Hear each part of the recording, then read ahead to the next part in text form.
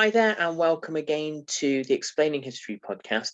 And I'm joined today by James Phillips, a lawyer and writer, to discuss his new book, Two Revolutions and a Constitution, which is an exploration of really kind of the long roots of the US Constitution and the development of the constitutional government in America as a result of the long 17th century in England, in Britain, and the Civil War and the Glorious Revolution. But it goes further back than that. But anyway, I'm not going to carry on telling the story of the book, because I'm going to introduce James now and invite him to tell us a little bit about the book and its development and the argument therein. So, James, welcome to the podcast. Thank you so much, Nick. Thanks for having me on the podcast. Look, it goes like this.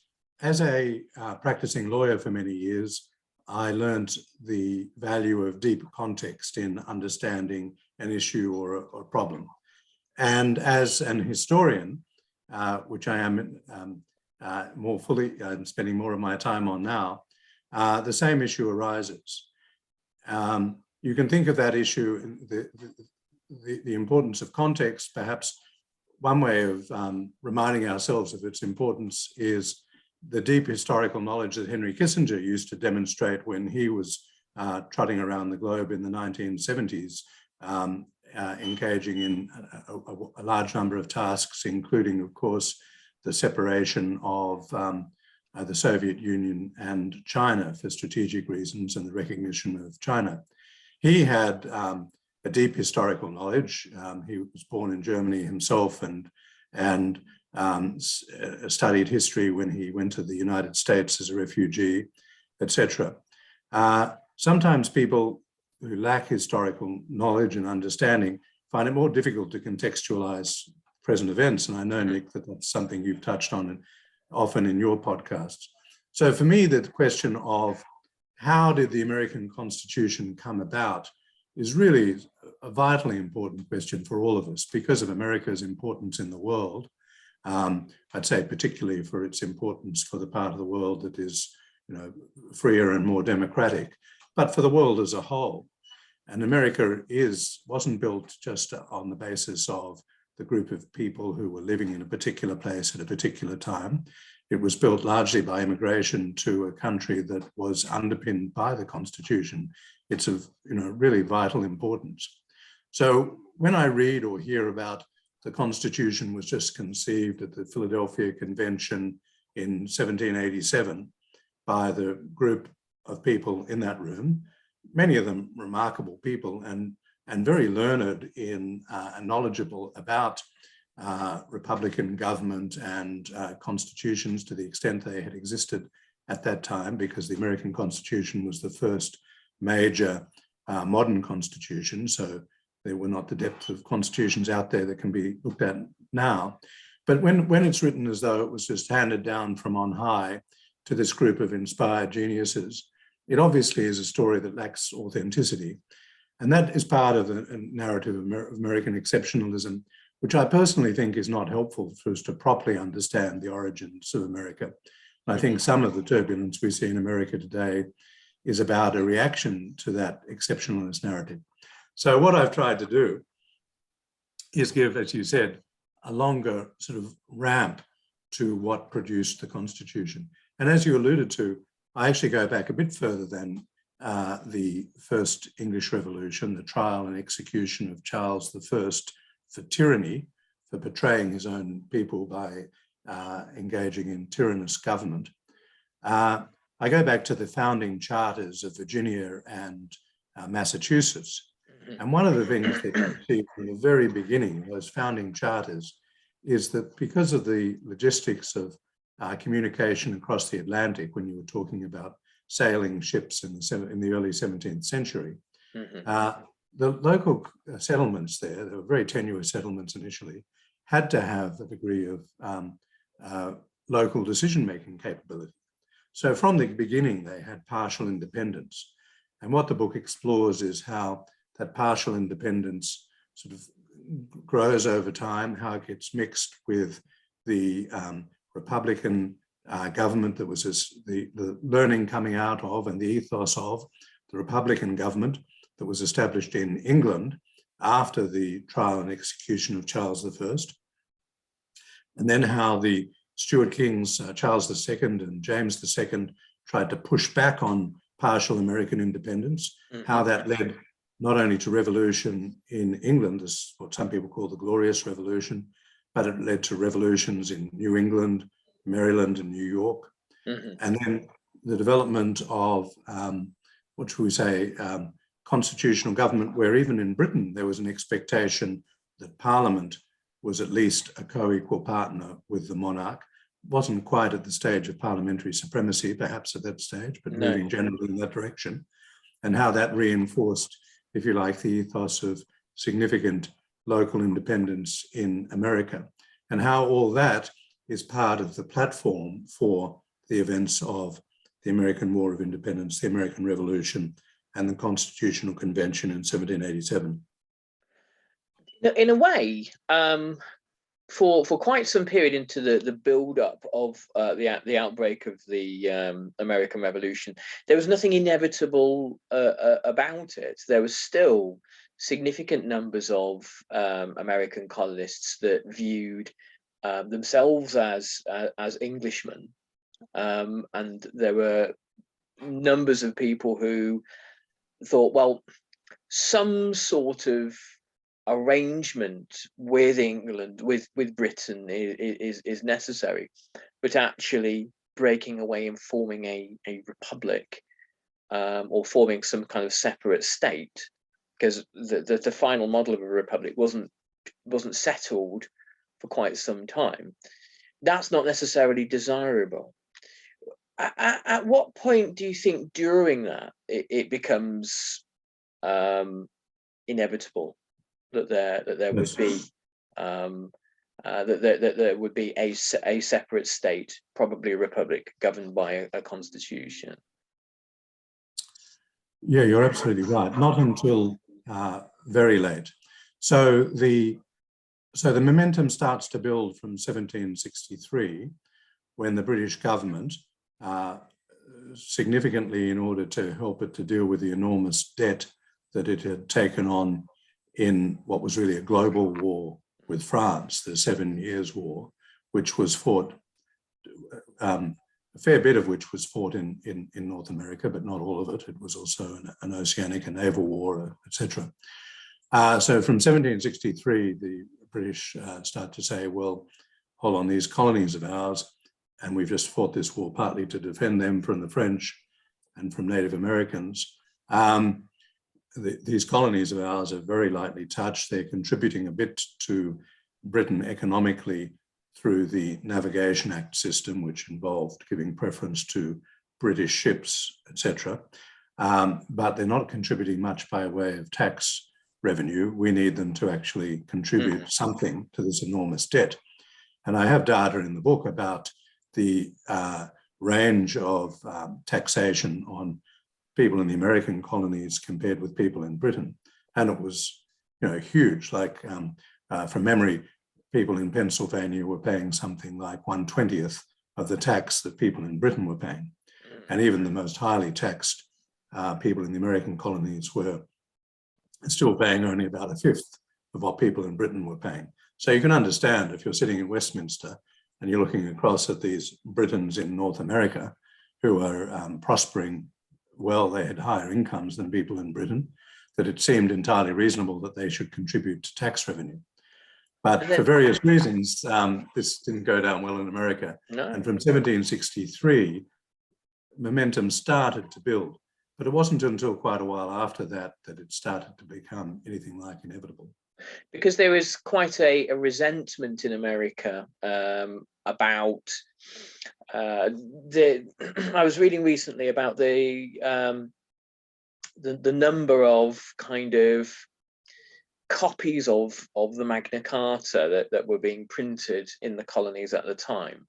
I don't imagine particularly faithful copies of it, but sort of somebody some scholar writing out the rough approximation of what the Magna Carta said, and these were circulating around because you're in an age of mass printing and growing literacy. People looking at this saying, well, you know, I view myself as an Englishman. I happen to be on the other side of the Atlantic, but I don't appear to have the rights of other freeborn Englishmen back home. The question of taxation is like nimbly avoided there, because people will very often look at find a sense of grievance without perhaps looking at the other side of the argument. But that's just, you know, that's just us as a creature, really, I think. And there was this sense that, what, you know, because of the lack of representation, mainly, we are in some ways second class Englishmen. There's a lot of really interesting literature written about the development of national consciousness and national identity. And I mean, the classic book is Imagined Communities by Benedict Anderson, which is a fantastic book. Particularly, he writes about this kind of weakening of relations between what he calls the metropole, which is, you know, the imperial centre, England or London, and the colonies, and how it is over a long period of time colonies acquire their sense of difference, the sense of differentness. And when you're looking at the American Revolution, I always get the sense that it's that sort of imperceptible quality of different generations growing up, having never seen this England that we hear so much about, and seeing themselves gradually, bit by bit, not as English so much as colonists, and then perhaps even as this thing that we would have thought of at the time as American. Do you get a sense of that from some of the things you've read? Yes, absolutely. And you know, it's interesting. I've already mentioned that because of simply the logistics of communication in the 17th century, communication across the Atlantic, that a degree of local decision-making was inevitable in the colonies from the beginning. So they already see themselves as having, and they soon have formally established local representative assemblies. And these assemblies, by the way, they're at the level of each colony, but even more so at the town levels. You have significant local, significantly autonomous local government at the town level. So the colonists do become accustomed to a high degree of autonomy at the town level and a moderate degree of autonomy at the colonial level. They're not initially taxed, because part of the deal is, you know, the English colonial model was initially somewhat influenced by the Spanish colonial model. So the Crown reserved to itself a percentage of any precious metals mined in the colonies. But as you know, the Atlantic coast of North America now it wasn't Peru or Mexico. There were not precious metals mined there. So they were lightly taxed. Now, had the colonies failed, and of course they nearly did at the beginning, there was starvation and terrible suffering amongst the colonists. Had they failed, of course, they would have been more likely to value the close ongoing connection with Britain, because they would have been looking for support. But as it was, once they got to the stage, once you get to the revolutionary period, they're successful. As I said before, their incomes are higher than the incomes of people in Britain. Incomes vary quite a lot from New England through to the southern colonies. There's a lot of variability and cultural variability within the first 13 colonies that became the first 13 states. But still, they're succeeding. So ask yourself the question: you live in a community where you have a high degree of local autonomy and a low degree of tax, and these people from across the ocean, whom you acknowledge have had a key role and still have titular sovereignty over you, and you've adopted their system of law and a whole bunch of things that have helped you to become the freest and most prosperous part of the world at the time, in the case of the colonies. And then they start asking you to pay them a bunch of money, which they hadn't previously asked for. That might influence your perception somewhat. And then when you have people who were deliberately agitating towards independence, slowly people start to imagine the possibility of an alternative way of arranging things. Yeah. Over this somewhat extended revolutionary period from, let's say, 1763 to the time of the Constitutional Convention, 1787. I mean, that is, after all, at least a full generation, that revolutionary period. It's not overnight. Yes. Well, I think it's always important, whatever revolution you're talking about, French, American, Russian, what have you, to think in terms of revolutionary periods, and what it is that is an interesting question, I guess, is it what it is that brings revolutionary periods to an end when a new established sort of status quo emerges. And I suppose in America, in some ways, the revolutionary period almost goes up to 1865, because the nature of the state that emerges, which has a federal government and state governments, is a kind of is conflicted, particularly over the question of slavery and states' rights, all the way up till the end of the Civil War, when the answer about who is in charge, the verdict is given. So so revolutionary periods can be sort of quite an elastic concept, I suppose. Yes, well, with the drafting of the Constitution in 1787 and then its adoption in the following year and the beginning of the new government, I would say personally that the revolution is settled, but what is not settled is how the system of government will work in America. And in that sense, as you say, it's if you like, the execution of the structure of the revolution that continues for quite a while. Yeah. And you could say, of course, in some ways it's still today a work in progress. And this is one of the wonderful things about representative government within what is, at the end of the day, a fairly broad framework. The Constitution isn't obviously definitive about specific policies. It sets out an architecture, and what happens within that architecture is a lot of will no doubt continue to change. But the issue of slavery, to which you refer, is a very interesting one, of course, because not only of its because it led to the Civil War, but because of what happened subsequent to that and is still happening in America. And it's very interesting because at the Constitutional Convention in 1787, the North was, and by the North I mean, of course, the Northeast, was already strongly opposed to slavery. It was effectively unconstitutional in Massachusetts as a result of the terms of the state constitution, which had been adopted since the Declaration of Independence in 1776. And other northern states were moving towards prohibiting it. There was a lot of, many people had the view that at least the importation of slaves should be terminated, and that subject is dealt with specifically in the Constitution, where a grace period up to 1808 was allowed, but it was recognized that it might terminate after that. One of the things that might surprise someone coming to this for the first time is that even slave owners from Virginia were conflicted over the institution of slavery.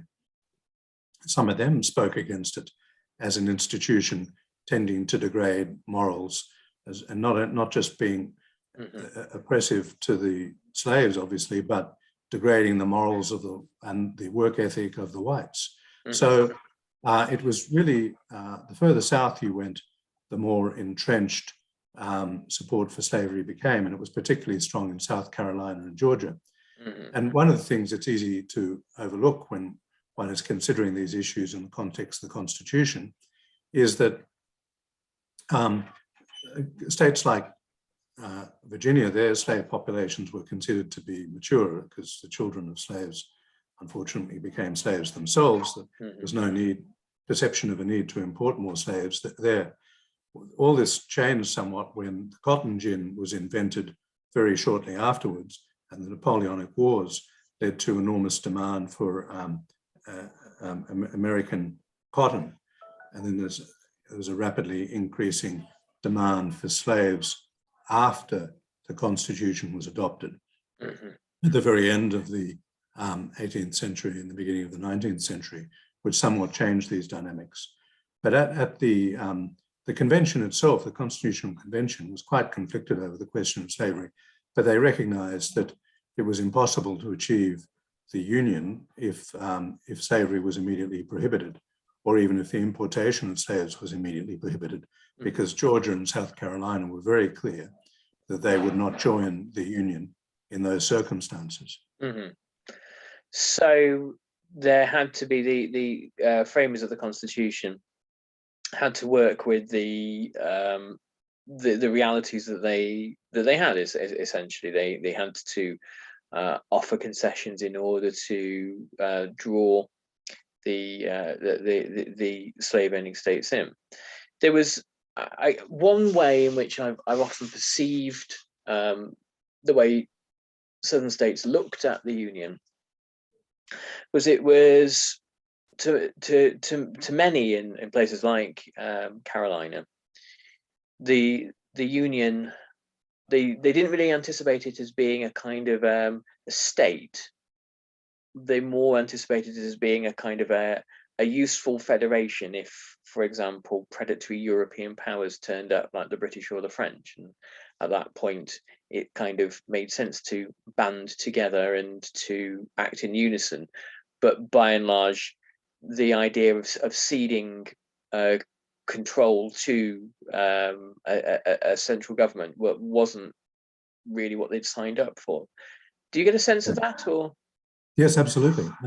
And to put that in a bit of context, so when the states came into existence with the Declaration of Independence in 1776, it's very important. Everyone's in America, everyone was focused on the individual colony level, if you like, and those colonies becoming independent and becoming states, if you like, mini republics. So you have 13 republics down the Atlantic seaboard there.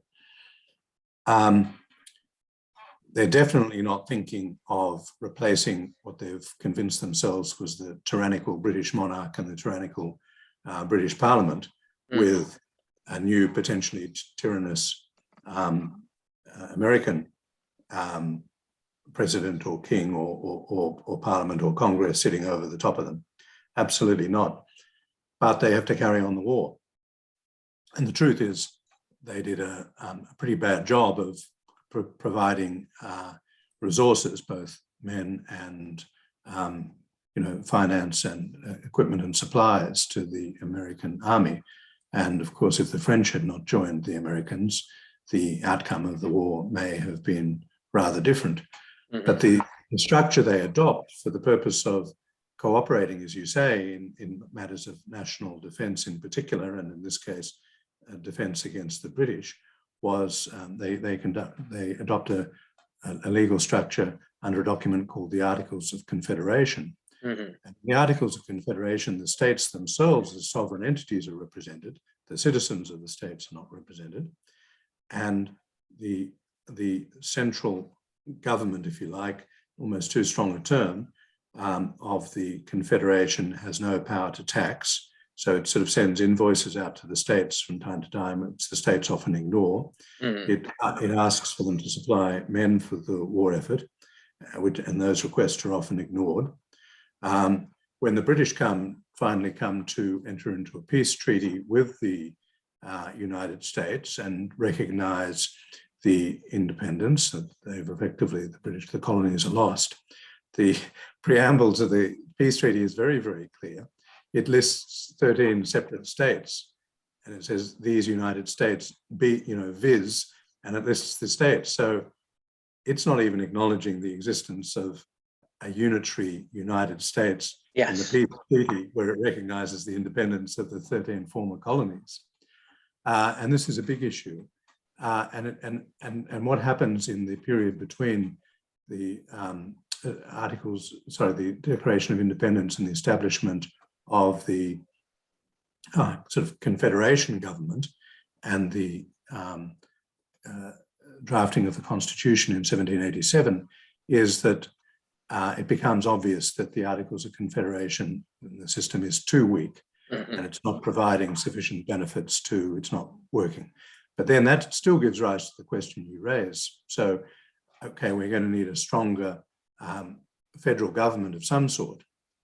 But then there are, and some people want to leave it at that the cooperation will be around, let's say, international trade, defense, security, treaty-making powers, things of that sort. But others see it as both a federal government, an overarching government, overarching the states, but also a national government where the government will have its own allotted powers, including a power to raise revenue for across all the 13 states. So it'll be a part national and part federal government. And that's a contentious issue. That's the model that ends up winning. But as you say, many people had in their minds much more a looser federal government, not a federal and national government. Yeah, and it's a kind of a curious hybrid of circumstance. And I might be wrong, but I don't think that there was an equivalent in the world at that time. I can't imagine that there was anywhere. Bringing things slightly forward, I mean, I think we'd be remiss to be talking about the US Constitution and not talk about really the last 6 or 7 years of American life, really, because irrespective of where one stands on kind of Trump or Biden or whatever else, the US Constitution has been placed under immense pressure, huge pressure in the last, since 2016. Would it be your view that it has emerged stronger, or has it been compromised, or what are your thoughts?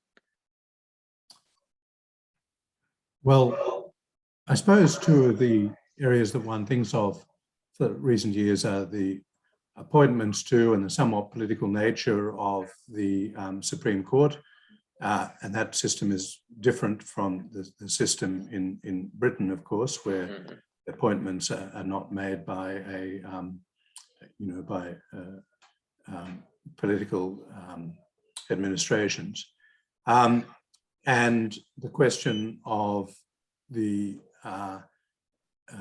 extent of state representation rather than popular representation, which is reflected in the structure of the Senate and the Electoral College.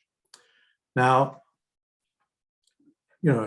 I live in a metropolitan city, and people tend to think in that city that counting heads for the purpose of the electorate is the way to go, and that people in smaller states should not be, if you like, disproportionately represented. But in very big and very diverse countries like the US,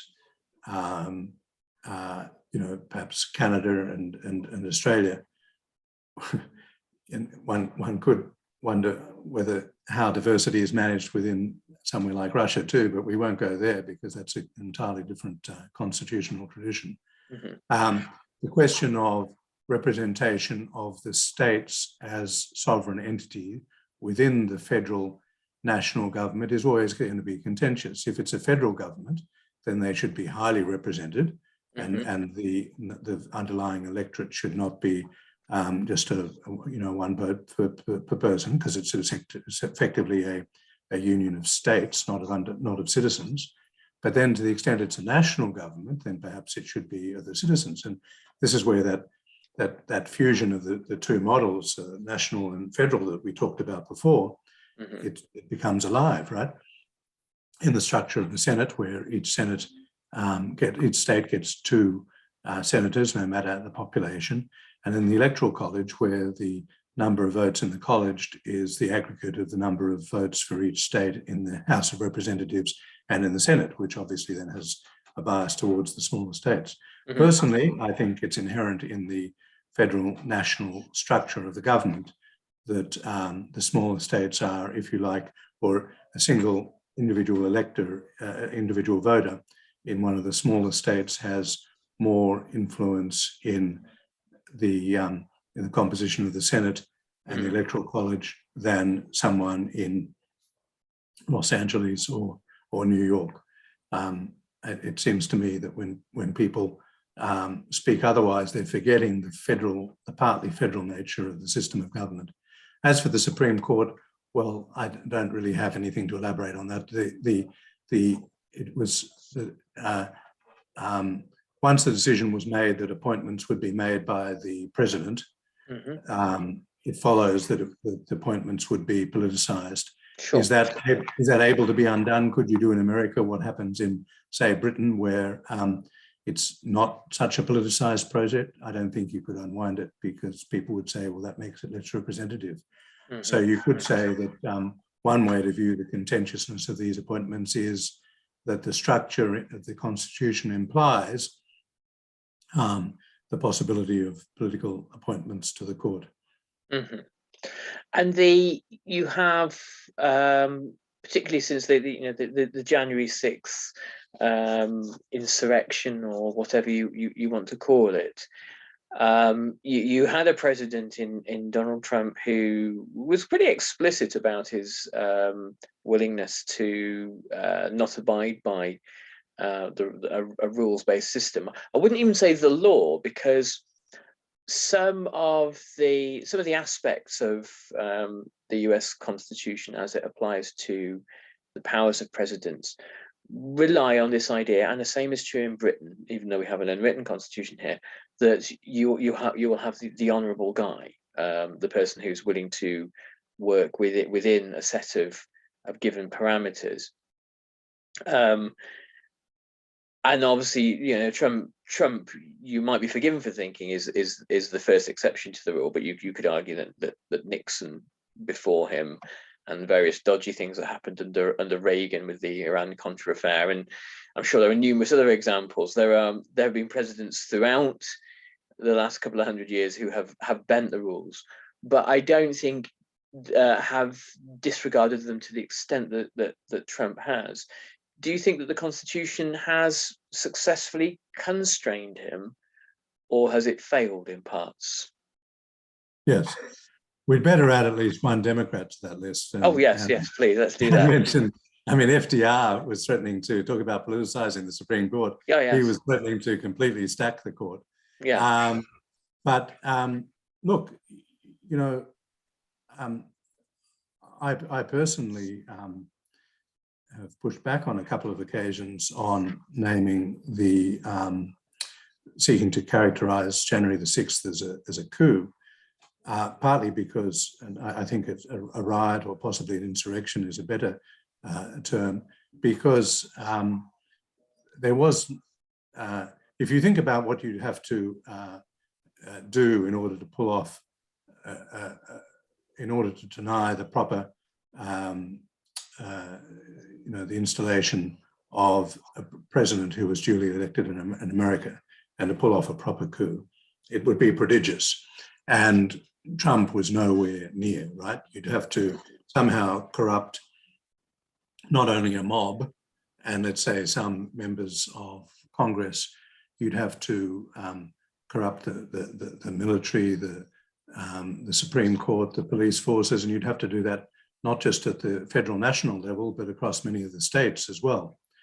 And I think you're right. His apparent contempt for not only, as you say, not only rules but norms was, shocking. And but was he ever really a threat to the proper functioning of the Constitution? I don't think so. I mean, not only was he nowhere near corrupting all those institutions, but they were almost all extremely hostile towards him. So I think that it proved that the Constitution is resilient and still works effectively in its objectives, which are to establish a system, not to, and then to allow the participants in that system to police one another through its famous checks and balances and areas of, if you like, tension that are built into the system. I think it was all extremely shrewd the way that was constructed. I think what it shows is this. You know, it's very interesting. Actually, many people in that room in 1787 had quite a romantic view about, in particular, the Roman Republic, and they kept harking back to that. They'd read a lot about it. They were very well versed in it, and they did have this idea of the virtuous citizen.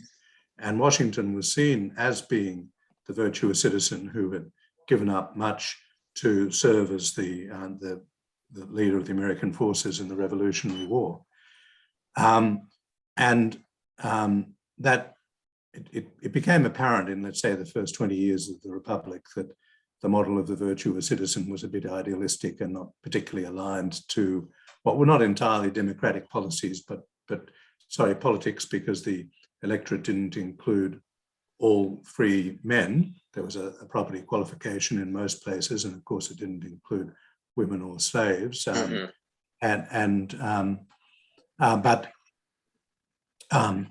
The ideal, let's say the founding ideal, was the president as a virtuous citizen.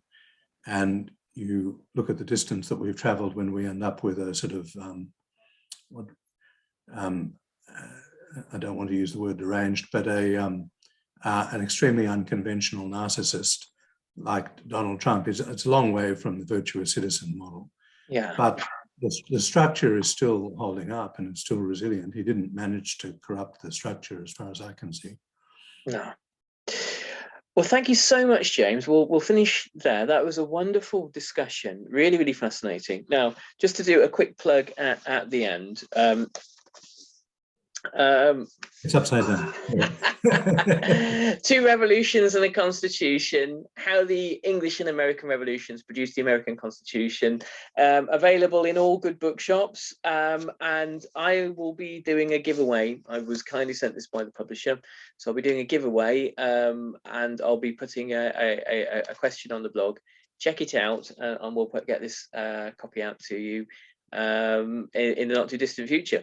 Thanks. Nick, may I just interrupt very briefly? Sorry.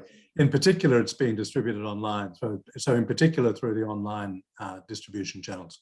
Okay, fabulous. So that's where you will find them in all good online retailers. Thank you so much, James. And I do hope you have time to pop back in the future and talk about you know, the Constitution history again, because it's really fascinating stuff. Thanks, Nick. It was a wonderful discussion. Thank you so much. Okay.